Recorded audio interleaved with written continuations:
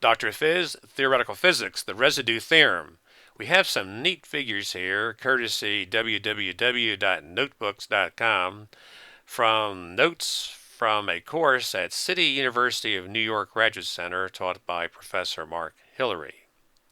Now, we're going to review some things here and arrive at some neat new stuff.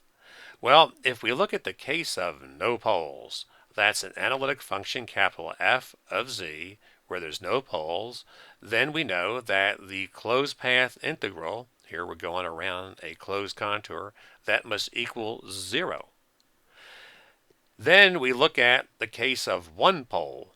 Suppose the f of z, capital F of z, has a pole. Now we looked at that earlier where we had a little f of z divided by z minus a. Well, this is the kind of thing we're looking at. That integrates to 2 pi I times the residue of the capital F function evaluated at the pole. Well, let's look at something we already know, but see it again because it will be powerful and useful when we apply it to multiple poles. Here we have one pole, z equal to z naught, and if we do our counterclockwise circle integral along this path, we get the result of 2 pi I times the residue of the function we're integrating, we're using in the integram, where we have the residue of that. We clear out the pole, the z minus z naught part, and whatever is left, we put in z naught and get our answer. Well, let's first show that that doesn't matter what kind of path we take. So we're going to replace this nice c sub r with the radius here with some arbitrary path wiggling around like this and show that that path c gives the same result. But before we look at that as c, we're going to break this up into multiple paths to have this one in reverse on the inside, and then I'm going to show you that since we get 0 when we do this complete integral, we'll then have RC being minus the one in reverse, which it'll turn out to be brought to the other side, and we'll have the same result. But let's get in ahead of ourselves a little bit. Let's back up and simply look at this nice contour. Start here and go C all the way around, and that's going to be a closed one because we're going to let that gap go to 0 as we complete our argument. That's understood that that's going to happen. And then we come along L2, a line integral, to come in here, and then proceed to do our clockwise loop, which is opposite the one that we did in the earlier sections. And we then do the line 1 here, and that has to be 0 because look at the shaded area. This is what is inside that loop. If I start here and go all the way around and come around like this, I have no poles.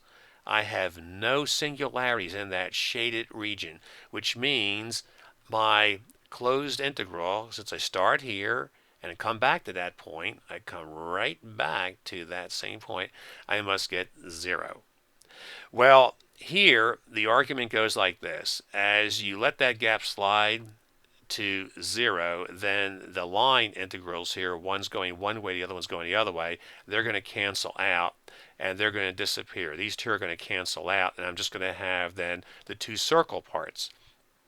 Then I'm going to notice that this clockwise circular part is opposite to the one I did here to show my result here, 2 pi I, with evaluating here the residue for the last factor.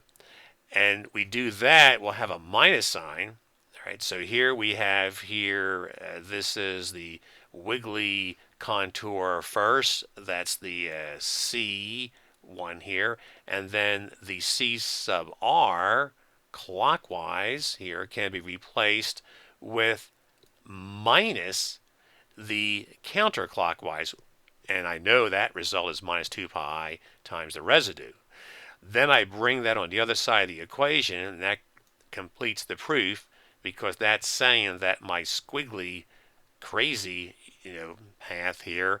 It's arbitrary. As long as I eat up that pole, I get the same result. So I write this here as any path that circles around and closes. All right, here we go. We're coming around like that. That path here, C, that eats up that pole, gives the same result as the circle, which is the 2 pi I times the residue.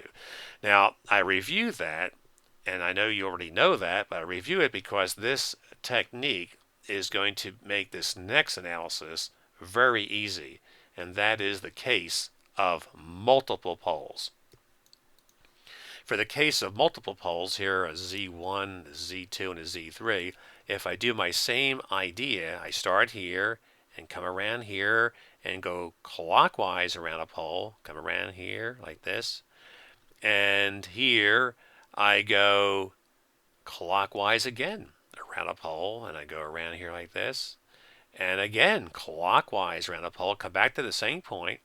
The shaded region that's enclosed has no poles, so that must be 0. And then I can write this one contour going around like this minus, the 3 cases here. All these line pairs cancel out. And I have the same argument as we just saw earlier, but now with 3 of these poles instead of the 1. So I have minus 2 pi residue for the first pole, minus 2 pi residue for the second pole and the third. And that's the residue theorem, that if I go around eating up those 3 poles, that's equal to 2 pi I times, well, the sum here, 2 pi's times the sum of the residues for the 3 poles. The same argument as before with the single pole applied 3 times. Well, how do we do this? Well, now we use our residue procedure. We have a capital F function that has a good analytic part, always here, always analytic for this particular problem, because we've pulled out the problem regions, points here, the 3 places where you have the poles.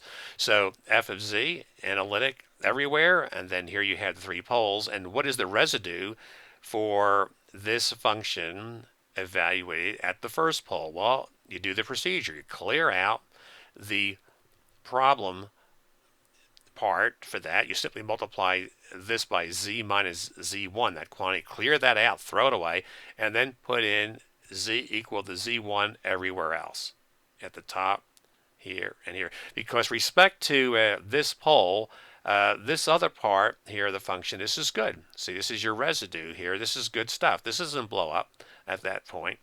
So here we simply put in the z1s for all that and have the residue. For the second pole, we clear out this problem one here, this factor. Multiply this by z minus z2, that quantity, clears that out, and then we put z2 everywhere else. See, in the top, z2 here, and z2 there. And for the third pole, the same thing. With the third problem area, we get rid of this thing. It's like multiplying capital F with the quantity z minus z3. Clear it out, step 1. Step 2, put in z3 everywhere else. z3 at the top, z3 over here with the z1, and z3 with the z2. And then you slap on 2 pi i's, and voila, you have your result, the residue theorem. And this is in general, where n can then go from 1 to 50 or 60 or however poles, how many poles you happen to have.